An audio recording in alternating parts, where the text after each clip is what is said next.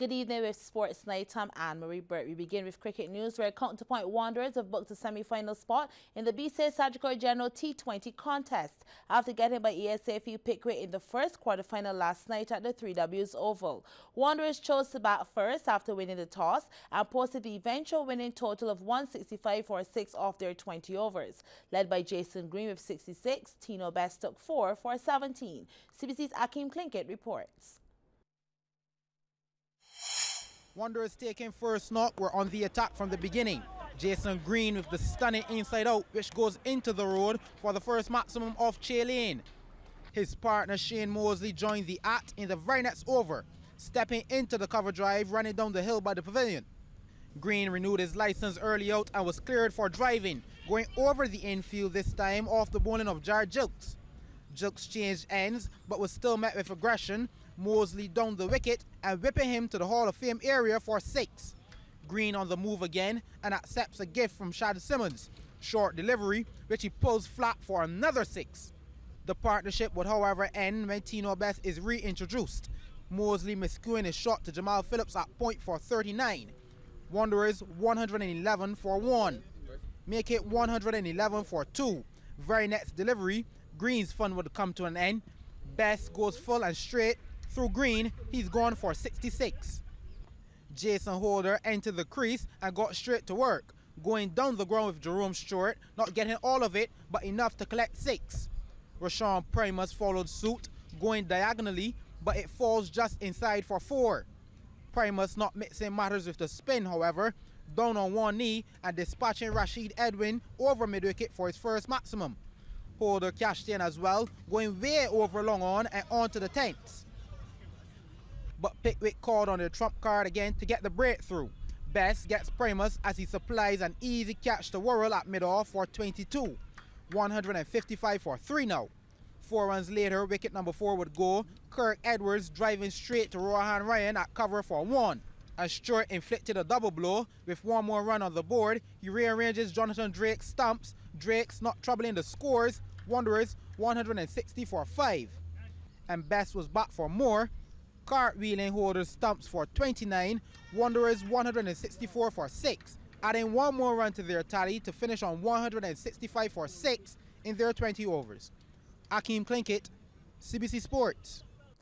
In reply, Pickwick only managed 149 for 7 from their 20 overs to fall short by 16 runs. Shea Hope batted through the innings for a top score of 61 not out. But Jason Holder's 3 for 43 and Rashawn Primus's 2 for 21 trumped Hope's batting performance to lead Wanderers to the victory. Again, it's Akeem Klinkett.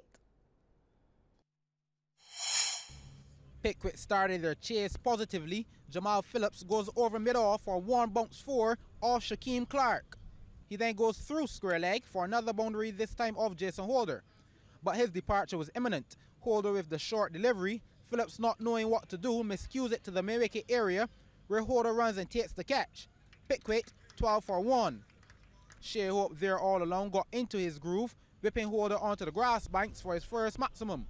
His brother Kyle replaced Phillips and used deft touch to this Clark delivery to get it to the fine leg boundary. He then produces the short-hand jab to get it over mid-on to pick up another 4. Shea is still there, slaps his West Indies teammate Craig Brathwaite past him. Straight as an arrow, that's 4. Rashawn Primus was introduced to the attack from the northern end and Kyle welcomed him, chipping down the wicket and hitting him onto the pavilion roof. Michael Agar Jr. was given the same treatment on his arrival. 2 chips, no chicken, and it's out of the ground. He then decides to pull back the length, but that didn't make a difference. Hope pulled it down the ground for another maximum. But Primus would switch ends and get the breakthrough. Kyle Hope caught behind for 41. Pickwick 73 for 2 now. Jared Jukes, the new batsman, pounced on a Nikolai Charles delivery which was just a tad wide, and it goes over point and into the boundary.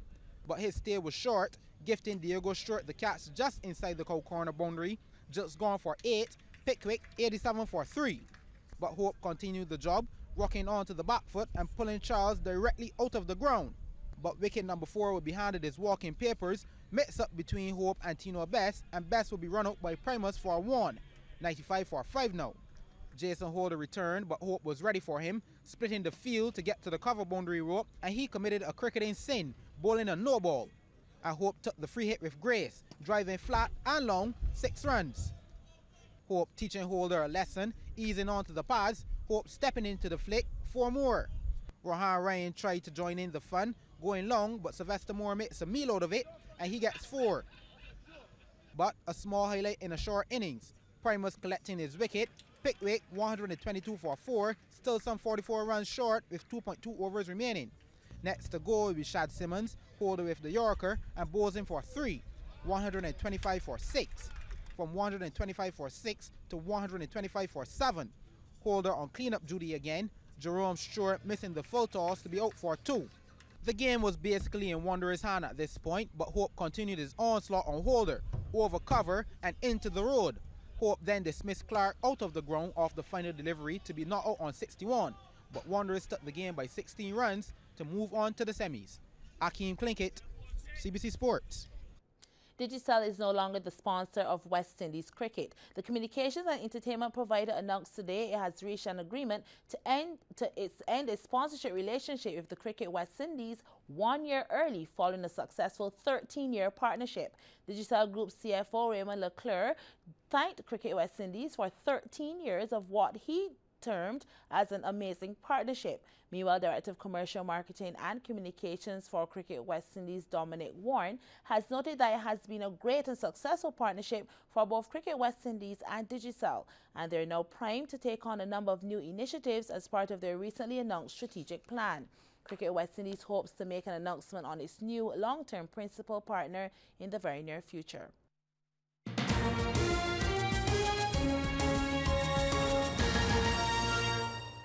And welcome back to Sports Night. Now, FIFA's new Regional Development Office for the Caribbean was officially opened today at its Maxwell Main Road location.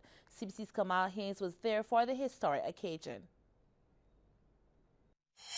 The blue and white structure marks part of FIFA's commitment to drive global football development and further strengthen and enhance ties with confederations and member associations.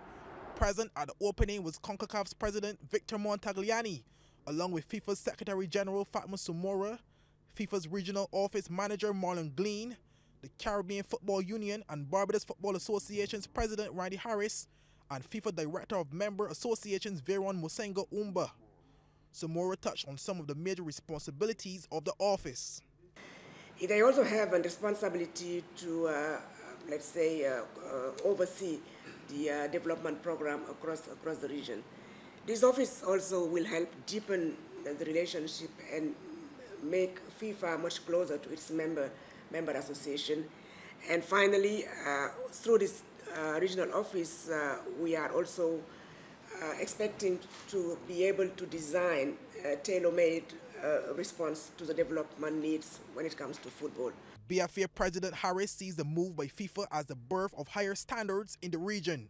I believe that if we operate as a united front, we will get more done because we will make things easier for each other. Take, for instance, we have the facility at Wildy just completed with the forward program for FIFA. We can sell it and share it with all of our brothers in the Caribbean so that it will make their projects being constructed a little bit easier because we went through it already. We can take them through it. Right, so this office is, I believe, the beginning of the region going to another standard when it comes to the game. President of CONCACAF, Montagliani, says more plans are already on the way for the youth in the region. There's alignment and leadership and understanding that there's areas that each of us have to focus on so that we can then not be A, stepping over our toes, but B, servicing the membership where it needs to be. So, and youth is specific to that. So there's age groups, for instance, where the Caribbean Football Union will be focusing on as we move forward. That's in alignment with a strategic plan that led by Randy, that they're going to evolve over the next year or so. They're going to have a strategic plan. That strategic plan will fall in line with CONCACAF's One CONCACAF vision, and that will then have a symmetry with respect to programs. Glean revealed that FIFA has been in discussions with CARICOM to develop a primary schools championship across the region. In every corner of CARICOM and and the rest of the Caribbean. There'll be a football championship supported by FIFA. And that will tie in later on to the CONCACAF U14 championship, where the CFU and then CONCACAF U15s, where at primary schools you have kids that are 11 and 12. They'll go on later on to play for Barbados and the rest of the region in the CFU U14. And then following that, then they go on to the CONCACAF U15 and FIFA U17, 20 going forward. So what we're doing is with the primary school championship, we created an additional layer at a lower level so that kids can play competitively at a younger age. Kamal Haynes, CBC Sports. To the sport of Kings now, where Ricky Walcott rode Brave Star to victory in the featured Harmony General Insurance Breeders' Stakes and Trophy. This was when the Barbados Thoroughbred Breeders Association Stakes Race Day took center stage at the Garrison Savannah over the weekend. And away they go in the Harmony General Insurance Breeders' Stakes and Trophy as they race down the hill for the first time. It's the classic winner Gandalf who puts his intentions on the table early, and he leads from My Friend Patch. Don't Doubt Doris is third as they swing into the stretch for the first time. It is Gandalf, and he has for company My Friend Patch as they come down the stretch for the first time. Behind that one is Don't Doubt Doris. Brave Stars paying closer attention this afternoon. Then there's to the inside Jackman and Gap. My Friend Patch is at the back of the field with the maiden What You Think, who, like Gandalf, is the only other horse in the field racing sans blinkers, and the trail is Into the Storm, 8 lengths off of Gandalf, the favorite, to the 5.5. So it's Rashid Hughes and Gandalf through an opening quarter in 25 and 3. Toko Man is second, and he's now a length and a quarter back. Don't Doubt Doris is third, and Ricky Walker is getting Brave Star into the race early. So the chess game has been ensued with 5 furlongs left to travel, and Brave Star now puts ahead in front of his stablemate who was taken by surprise and has to re-rally. Rashid Hughes goes to right on the inside with a half mile left to travel, and it's Brave Star who's cruising on the outside of Gandalf. Jackman and Gap is trying to get into it too. Into the Storm has rallied into 4 from last, and just like that, Brave Star has put away Gandalf with 3 furlongs left to travel. And it's Brave Star who opens up by 3 from Jackman, and he got Gandalf is under pressure with a quarter mile left to go. The others are beaten as they race to the mile marker, and it's Ricky Walker and Brave Star coming to the corner. They have an unassailable lead. They still have Gandalf and Jackman and got in pursuit as they swing to the judge, and it's Brave Star from here, just a matter of how far, and he's turned the tables on Gandalf. Today in the Harmony General Breeders' Stakes and Trophy, it's Brave Star's day, and the big colt from John Bryan and Strong Opinion has demolished them in the Harmony General Stakes. Gandalf was second, Jackman and Gat was third, and fourth was What You Think, a 1:53 flat. We'll have some more sports after the break. Now here's what's on in sports tomorrow. The Baiko Primary School's football and Pine Hill netball competitions continue across the island from 9:30 a.m. The secondary schools on the 13 and on the 15 netball competition that also continues at various venues with games starting at 3:25 p.m. At the same time, the Corporators General on the 16 basketball competition bounces off at various venues as well. The Corporators General Insurance BABA Division 1 continues with 2 sets of double headers at Belfield and Culloden Road at 6:30 and 8 p.m. The St. James Open Road Tennis Tournament moves into the men's round of 32 and continues with the women's round-robin group stage from 7 p.m. at the Haynesville Court. And in the evening, the second quarterfinal match in the BCA Surgical General T20 competition bowls off from 7 p.m. at the 3Ws Oval. That's Sports Night for tonight. I'm Anne-Marie Burke. Good evening.